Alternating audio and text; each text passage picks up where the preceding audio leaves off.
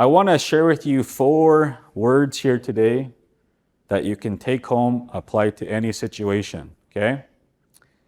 These words come from my language. They're also very applicable to all different language groups. It's very similar in Anishinaabeg as well. So for those of you who are Anishinaabe, you'll understand these words. Back to my childhood, my kukam used to emphasize the importance of miupimatsui, trying to live right, trying to live a good right, a life to the best of your ability. And I used to wonder, what does that mean? What does it mean to try to live right? A lot of it comes down to, as she would say, the word of respect. Respect is such a simple, basic word. But how we were taught growing up, respect is not just how we talk to each other. It's how we interact with everything out there. Plants, animals, having respect for everything. We're living in a world where people like to just take. Where we come from, you have to give before you take.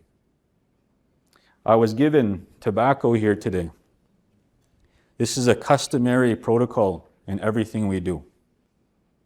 Anytime we're picking medicine, anytime we're picking sweetgrass or whatever, any type of form that we're requesting from Mother Earth, you give and you only take what you need.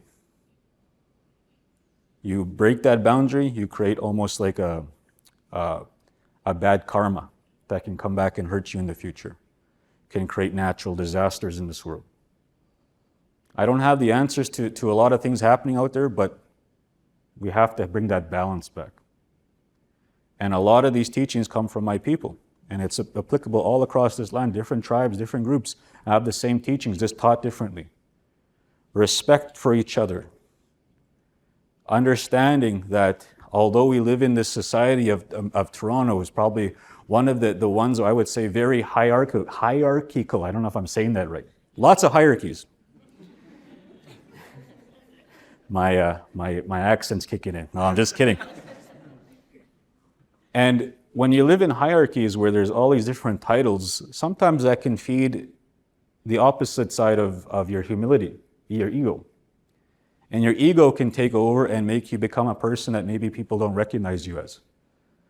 I know this because I was once there, very much so. I used to believe that everything I was doing was all me. But life humbled me many times after that. Where I come from, how we were shown, all of us are like brothers and sisters and we should be helping each other. When you help someone, you get blessings in the form of good karma. That good karma, that good life comes to help you when you're going through a tough time. You won't stay there as long. You won't stay in those valleys where it's tough for you. Things will happen. People will come into your life to help you and bless you. Miupimatsu, and try to live right. The second thing that I'll share with you is when I was in around the time of just older of meeting Johan, I was about a teenager, about 13, 14. My mother used to force me to take tobacco to go give it to an elder.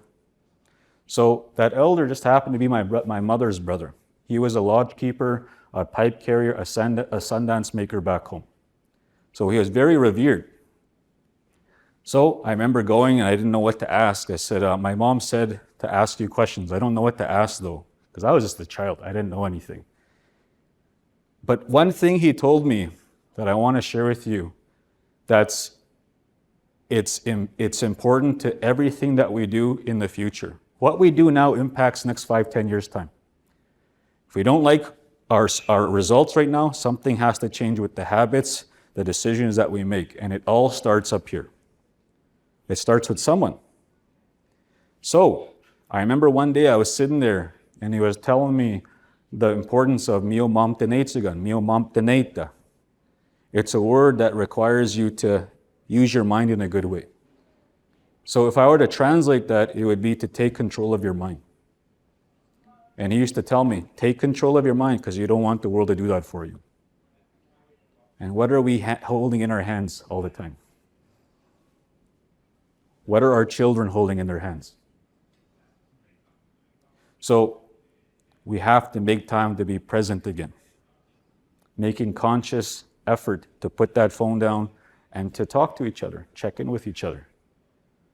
Mio mamtaneta, to use our mind in a good way, take control of your mind.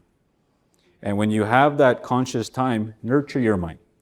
You nurture it with how you talk to each other, how you talk about the world. We don't complain about everything out there. All we have control of is what's in front of us here. So let's nurture this environment, because every time you step out of it into your workplace, you're working with each other, you are literally creating ripple effects around you with how we talk, how we speak, how we treat each other.